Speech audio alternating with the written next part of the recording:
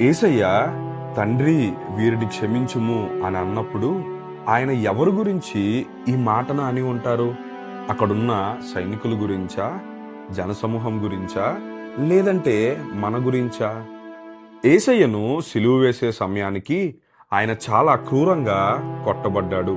ఆయన వీపంతా చేల్చబడింది, ముఖం ఉబ్బిపోయింది, ముళ్ళుల కిరీటం తలపై గొచ్చబడింది. అలాంటి సమయంలో ఏ మనిషి అయినా గట్టిగా అరవడమో, తిట్టడమో, లేదంటే తిరిగి దాడి చేయడమో చేస్తాడు. నాకు తెలిసి అక్కడున్న సైనికులు కూడా అలానే అనుకొని ఉంటారు. కానీ యేసయ్య వేరుగా స్పందించాడు. గట్టిగా అరవలేదు, తిట్టలేదు, కానీ ప్రార్థించాడు. ఏమనో తెలుసా? తండ్రి, వీరేమి చేయుచున్నారో వీరెరుగరు గనుక వీరిని క్షమించుమని చెప్పెను. చదవబడిన వాక్య భాగంలో వీరు అంటే ఎవరు అని ఆలోచించినప్పుడు మనందరికీ 4 రకాల గుంపులు కనిపిస్తాయి. అందులో మొదటి గుంపు మత పెద్దలు. ఎందుకంటే వీరు మొదటి నుంచి అసూయతో యేసయ్యను చంపడానికి చూశారు. రెండవ గుంపు జన సమూహం. ఎందుకంటే వీరు ఒక వారం ముందే హోసన్నా యూదుల రాజు అని కేకలు వేసి ఆ వెంటనే ఆయనను సిలువ వేయమని అరిచారు.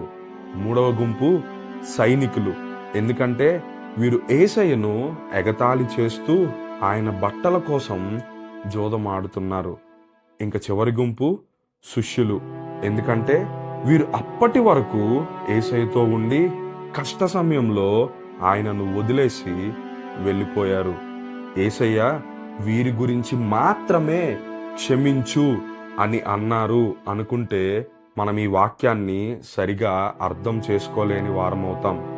ఎందుకంటే ఇక్కడ వీరిలో మనం కూడా ఉన్నాం. అది ఎలా అనే సందేహం మీకు వచ్చిందా? అయితే బైబిల్లో పేతురు రాసిన మొదటి పత్రిక 2వ అధ్యాయము 24వ వచనంలో యేసయ్య మన పాపాలను కూడా సిలువలో మోశారు అని వ్రాయబడి ఉంది. అంటే వీరిలో మనమున్నాం. అంటే యేసయ్య సిలువలో పలికిన మొదటి మాటలో నువ్వు నేను ఉన్నాం. మన పాపాల వలనే ఆయన సిలువ వేయబడ్డాడు అనే సత్యాన్ని గ్రహించి యేసయ్య వారి కోసమో వీరి కోసమో కాదు, నా కోసమే ప్రార్థించాడు, నన్నే క్షమించాడు అని అర్థం చేసుకొని యేసయ్య దగ్గరకు రా, ఆయన అనుగ్రహించే క్షమాపణను స్వీకరించు. ఎందుకంటే సిలువలో ఆయన క్షమించింది ఎవరినో కాదు, నిన్ను, నన్నే.